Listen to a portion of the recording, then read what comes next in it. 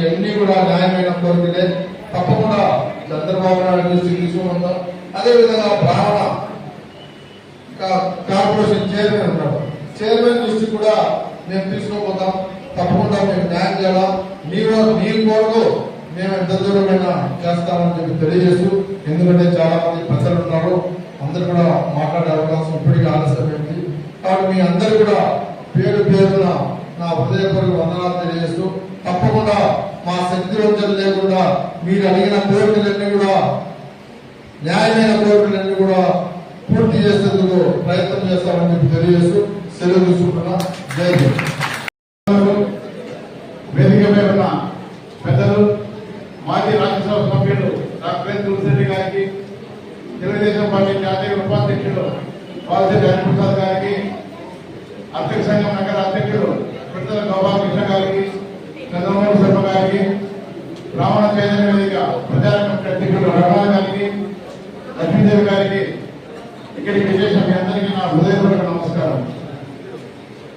ఈరోజు బ్రాహ్మణ సమ్మేళనం పెట్టుకుని ఇన్ని సమస్యలను ప్రభుత్వ ప్రజాప్రతినిధుల ద్వారా ప్రభుత్వం దృష్టికి తీసుకుపోవాలని నిర్ణయించుకున్నాం. అయితే అనివార్య కారణాల వల్ల కొంతమంది ప్రజాప్రతినిధులు రాలేకపోయారు. ఇందులో విచారించదగ్గ విషయం ఏమిటన్నా, మేము అనుమతి తీసుకొని మీరు సమావేశం పెట్టండి, నేను వస్తానని హామీ ఇచ్చిన మా బ్రాహ్మణ కార్పొరేషన్ చైర్మన్ ఒక భూమి విషయమై విశాఖపట్నం పోతారు. అంతమంది బ్రాహ్మణ కాదు, ఇది రెండోసారి ఆయన మాకు ఇచ్చేయడం. ఈ విషయాన్ని మీరు పార్టీకి తీసుకోవాలని అదే మాట్లాడుతున్నాను, దాని చెప్పను. ఎందుకంటే బ్రాహ్మణ కార్పొరేషన్ ఈ పనే బ్రాహ్మణులు ఉత్తరించారు. బ్రాహ్మణులకి నువ్వు మీటింగ్ పెడితే ఆయన పెడితే మేము పెట్టి ప్రతిసారి లాభం పెట్టాం. ఏదో కారణం చూస్తున్నాడు, కడపకు రావాలంటే ఇప్పుడు జగన్ రోజు 4 ఏళ్ళు ఇవ్వలేదు. టీడీపీ అడిగితే ఇస్తామన్నాడు, మాట్లాడుతున్నాడు, ఇస్తామన్నాడు. ప్రభుత్వం దృష్టి తీసుకోవడం ఉన్నాయి, తీసుకోకపోతే బడ్జెట్ ఉంది, అది కూడా ఆయన ఎత్తుకుంటున్నాడు. ఇటువంటి సమస్యలన్నింటినీ మేము చర్చిస్తామని ఆయన రావడం అన్న దృష్టికి తీసుకుపోయినా. కాబట్టి అన్నకు సన్మానం చేసి అన్నకు వేరే కార్యక్రమం ఉంది, దానికోసమే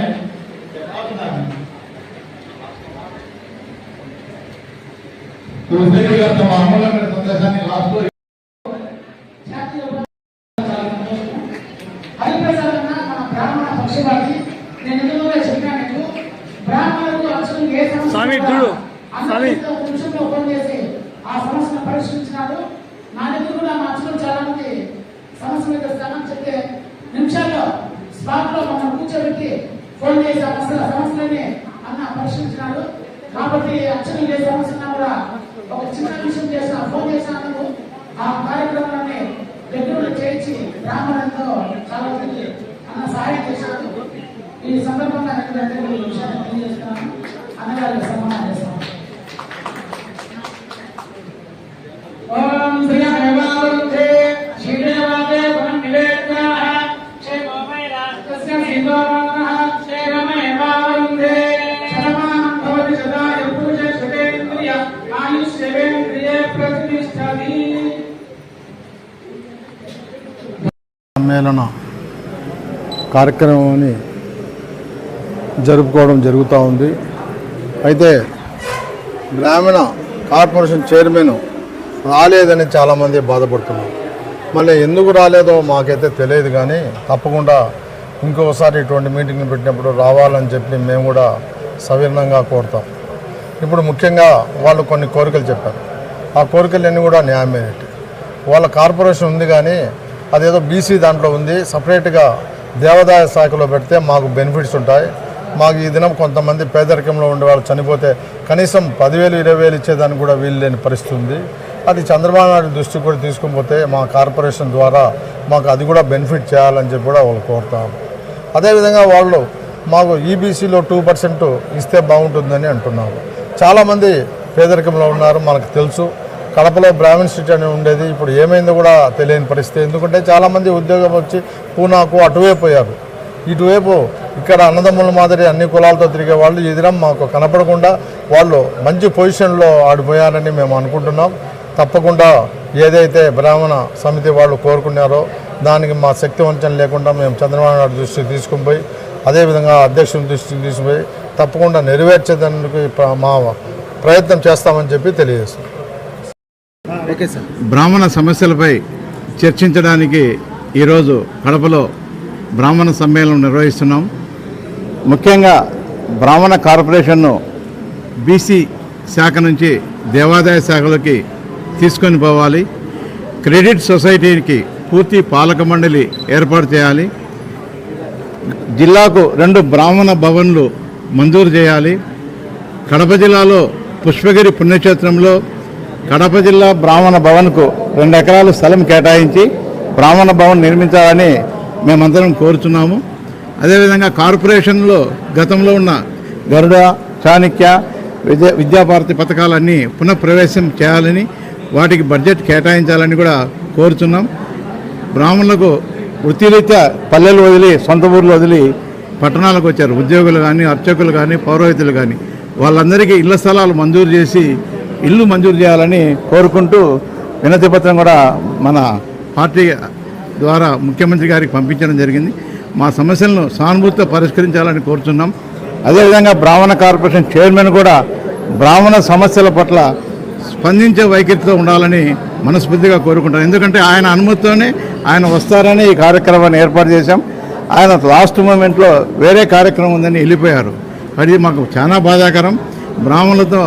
బ్రాహ్మణ జాతి కోసం పనిచేయాలి తప్ప ఇతర వాటికి పనిచేయకూడదని మేము డిమాండ్ చేస్తున్నాం. Thank you. ప్రసాదరావు, బ్రాహ్మణ చైతన్య వేదిక రాష్ట్ర ఆర్గనైజింగ్ సెక్రటరీ, కడప జిల్లా బ్రాహ్మణ సంఘం అధ్యక్షుడు. జై పురోహిత.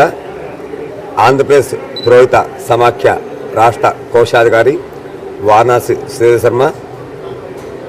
పౌరోహిత్యాన్ని కులవృత్తిగా గుర్తించాలి అనే ఏకైక నినాదంతో పనిచేస్తూ మా కడప నగరంలో బ్రాహ్మణ ఆత్మీయ సమ్మేళనం ఈరోజు ఏర్పాటు చేయడమైనది. అనాదిగా ఉన్నత కులమైన బ్రాహ్మణ కులాన్ని ఈరోజు ఎంతోమంది తమ స్వార్థం కోసం, ఓట్ల రాజకీయం కోసం నిరంతరం బ్రాహ్మణ ద్వేషాన్ని వెలగక్కుతూ ఉన్నారు. కావున మా యొక్క ఏకైక డిమాండ్ హిందూ మైనారిటీగా మా బ్రాహ్మణ కులాన్ని గుర్తించి మా బ్రాహ్మణ జాతి యొక్క గౌరవాన్ని నిలబెట్టవలసిందిగా గౌరవ కూటమి ప్రభుత్వాన్ని మేము డిమాండ్ చేస్తూ ఉన్నాము. ఈ మధ్యకాలంలో మందకృష్ణ మాదిగ, భైరీ నరేష్, కంచె ఐలే వంటి కుహన లౌకిక మేధావులు సనాతన ధర్మాన్ని, హిందూ యొక్క గొప్పతనాన్ని దిగదార్చి వాళ్ళక పబ్బం గడుపుకోవాలని బ్రాహ్మణ జాతిపై నిరంతరం ద్వేషం వెలగక్కుతున్నారు. కావున వీరిని మేము ఎదుర్కోవాలంటే మాకు పౌరోహిత్యాన్ని కులవృత్తిగా గుర్తించి, హిందూ మైనారిటీగా మమ్మల్ని గుర్తించి మా యొక్క హక్కులను కాపాడుటకు మాకు కూడా ప్రత్యేక అట్రాసిటీ చట్టం తేవాలని బ్రాహ్మణ సమాజం ఏకైక ముక్తకంఠంతో కోరుతూ ఉన్నది. జై బ్రాహ్మణ్, జై పురోహిత.